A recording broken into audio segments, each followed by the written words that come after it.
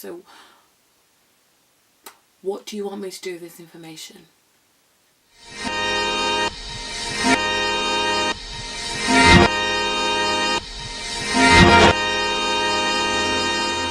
Hello guys, welcome back to my channel. Welcome back to Up On It. Welcome to 2019. So by the time this video gets out, it'll probably be a few days into 2019. But yeah, happy new year. I thought if I don't sit down today and film this video, it's gonna be another few weeks. I'm gonna get busy again, and it's just not gonna come out until like the end of January.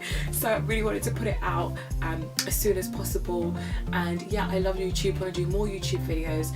You know, YouTube is one, I guess, vein of the kind of stuff that I do, and want to do. I love doing like face-to-face interactions and workshops and things like that as well. So hit me up in my DMs, or slide into my emails. But yeah, I'm back and I've got this video here for you guys today, and it's all about my top 5 toughest lessons that I learned in 2018. So everything to do with career development, and all the different projects that I do, all the stuff that I learned from that. So hopefully it will be really helpful for you guys. 2017 was just a very dramatic year, and then I've gone into 2018 and it was a lot of kind of newness and a lot of learning, a lot of stretching, and I surprised myself in different ways. So I surprised myself in good ways, but also sometimes I was like, sis, you need to get it together. Like, what are you doing? So I'm very much like a bigger picture kind of girl. I scale up very quickly, so I literally go from A to Z like in an instant. In my mind, when I'm planning, I see the end product, which is great because I kind of can see what I want, but at the same time there's a process, and us as millennials, like, I don't think we understand that, and like we don't want to go through the boring brick by brick of building something. So a lot of that was me learning that in this year. So in, you know, personal relationships, in work, in projects, and all the stuff that I do. So hopefully this will be really helpful for you guys. So here we go, my top 5 biggest lessons I learned in 2018. So lesson number 1 was about having a growth mindset. So if you are very analytical and someone who kind of, you know, you're your first critic. If anything goes wrong, you're like, why didn't I see that coming? I should have known better. Of course, as human beings, we make mistakes, but it's all about having it in your mind, like, what is the best way that I can interpret this? And growth mindset is all about interpretation and like how you choose to interpret the situation.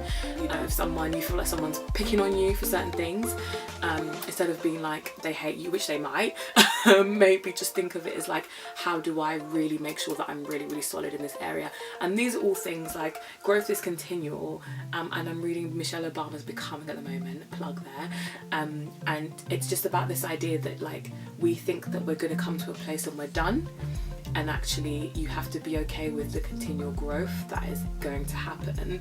And so yeah, as I'm talking about all these things, it's not as if I've mastered them, I am still learning them, and so yeah, that kind of growth mindset I think is really. So tip number 2 is about dealing with or managing when you feel anxious. So I'm not necessarily talking about anxiety where you don't know why you feel anxiety, but the kind of anxiousness that comes from knowing that you have something to do and not wanting to deal with it. So there was a time in 2018 where I was juggling quite a few big things in work and out of work, and I remember it was just one week and it was just absolutely mad, and I was traveling a lot and trying to do admin for certain things and communicate with loads of different people about something else, and it was just like I literally said to someone, I cannot do anything else, like I am at capacity, I can't do anything else. And I would wake up and just feel anxious and just be like, I have so much to do. But instead of doing it, I was just thinking about the fact that I have so much to do. And one of the biggest things that helped me so much in that time was I came to the conclusion that unless I can do something about it or think to solve the problem, I wasn't going to think about it until I could do something about it. There is no point in you waking up in the morning and stressing out about something that you cannot deal with for the next 3 hours.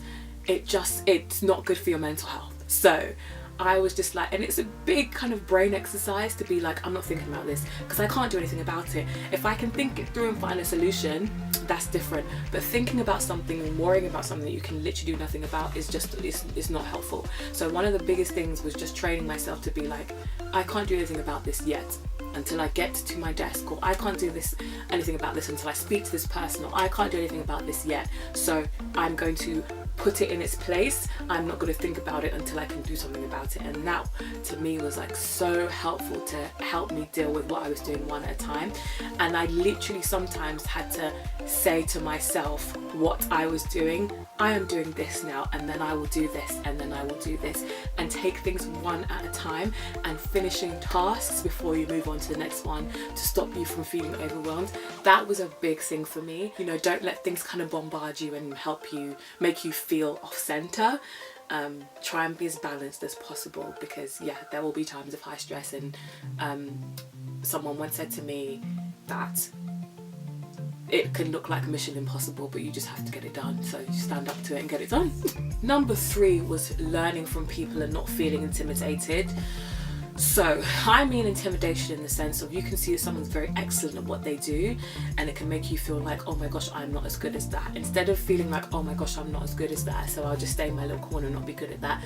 How about you actually learn from them? And there are people that you can go to and ask for help, and there's also people that you can just watch from a distance.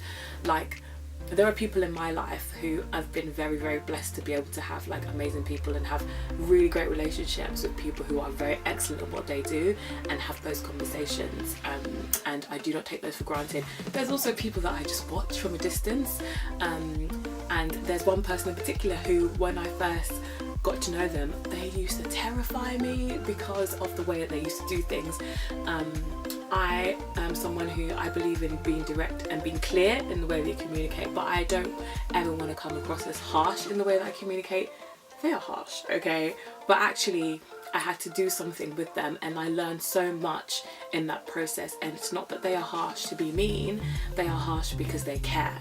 And so yeah, learning from different types of people and not being intimidated, but looking at what it is that is scaring you about them, and trying to flip it so you can learn from it. So is it the fact that they are very direct? Maybe that makes you feel as if, oh my gosh, like they are mean. So, or is it the fact that maybe you want to be more direct but you don't know how? A lot of intimidation comes from you wanting to do what that person is doing but don't know how to do it. So you can learn from them, add that skill to your own little personal skill set, and master your own skills as well. There will be a time where you can teach somebody else. So yeah, learn from other people and don't be intimidated. You also have something to offer, and you can also contribute something. So another big thing I really learned this year was this whole process of like learn, teach, lead. So I think if you're like me, like I said, I'm a bigger picture kind of gal, so I see what I want, and then the process to me is the slog. So I have to kind of submit to the process of getting to what I want. Learning bit is really important. You have to learn before you can teach anyone anything. You have to become very good at what you do. You have to be competent, and there's things that I'm still learning that I'm just like, I want to become really good at this before I even think of being like going up to people and telling them what to do. I want to become very good at it. So the learning process is really, really important, and that kind of competency, that kind of brick by brick thing, because then you become solid. Like, you can't be easily moved because you know what you're talking about, and sometimes you want to get to the certain place but it's flimsy knowledge. And so I think a big part of that is actually learning and becoming competent and knowing what it is that you're talking about, and then being able to teach other people, and then being able to lead. And if you are kind of worried about the teach part, because sometimes people are like, oh, I don't really have a skill set, or I don't have USP. Maybe they think that they don't have anything that differentiates them from maybe other people. You can identify one thing that you like or that you are good at that is different from everybody else. Every single person can find something, and you just have to sit down and think about it. And if you can't find something, think about a skill that you would like to be good at, and then you can literally teach yourself how to become good at that. There are people in my teams, so like for example in my youth group leadership team, I know who to go to for ideas, I know who to go to for emotional support, I know who to go to for a firm and direct answer, I know who to go to for admin. And while we can all probably do those things, I know that that's kind of where they've differentiated themselves, knowingly or unknowingly. The same in like my work teams, there are people that I go to for specific things and people come to me for specific things. And so I think if you can differentiate yourself, you can teach people a skill that they don't necessarily know, or they can come to you to learn about certain things, and then you can lead. So I think, yeah, that block of learn, teach, lead, and being competent, and then teaching the skill, teaching a team skill kind of then helps you to be able to lead and gives you like in-depth knowledge. So I think that is a really important skill that someone amazing taught me. The final thing was about not trying to be impressive. This was a big thing for me because 2018 I was doing loads of new things and loads of like different projects, and you want to impress people, and I just realised that it was quite exhausting. I just was like, I'm not doing that anymore. If I'm doing a project, if I'm doing something with my youth group, if I'm doing something in music, if I'm doing something in work or wherever else, I want to do a good job because I want to do a good job. I don't want to live under that pressure of trying to impress people. It is exhausting, and for the most part you can never really impress people. They don't really care, to be honest with you. So it's better that you from yourself do a good job because you want to see a job done well, as opposed to thinking that you have to try and impress people. That kind of thinking is just, it's not helpful. It's not good for your mental health, and it's not good for your self-development, and it just makes you insecure. You don't want to live at the beck and call and be a slave to how other people perceive you. Like, I'm doing this because I want to do a good job, not because I'm trying to impress you. You can't live under that kind of pressure. So that was a big thing for me. I don't think I really ever thought that I was doing that until something happened, and I was like, I've just been trying to impress this person for all this time. For these years I've been trying to impress this person and they're not impressed. So I just was like, you know what, allow it, I'm not doing that anymore. Not at the expense of my kind of peace about it, thinking, oh, are they gonna like it, oh, what are they gonna say, oh my gosh, no. It's too heavy a burden to bear, and you cannot really freely do what you need to do. And I think it also impedes on the way that you do things as well, because then you're thinking of, are they going to like it, as opposed to what is it that I'm doing. And that is a really important distinction to make. So yeah, for me, do it well and be excellent about it, but not because of, no, sorry, not doing that anymore, not in 2019. So yeah, in the words of Brother Burna Boy, I can't come and kill myself. Like, listen, no. So guys, those were my growth spurts of 2019. I hope that was useful for those of us who are in the process and we're learning or figuring it out, and sometimes it's a bit of a struggle, and growing can be painful. It sounds very like beautiful and like, you know, but like sometimes it's just really hard slog, and you know, the best is yet to come. And sometimes you're just thinking, what's all this, what's all this, seriously, like what is going on? And sometimes you have to just stay pim and just submit to the process, and you know, you ask yourself, why do I always have to be the bigger person? Why am I the one who always has to, you know, try and rise above it? I don't want to be the bigger person today. I want to be skinny. But, you know, the best is yet to come. So yeah, just keep with it. You will get good at stuff. You will get better at stuff. Those of you guys who are like, am I ever going to actually improve? You will improve. Do not give up. The best is yet to come. And yeah, if you have any questions, of course, email me stayinguponit@gmail.com. Youth groups, anything like that, email me stayinguponit@gmail.com, and you can slide in my DMs, everything on my socials at stayinguponit, and I'll answer questions about sixth form and uni and college and early careers. Very happy to do that. So yeah guys, have a good rest of the year. Again, the best is yet to come. Don't give up. You will grow, you will learn if you intend to, and yeah, we're all going through it together. So we'll see you on the flip side. And yeah, I've got a video coming up soon, so stay tuned. Bye guys.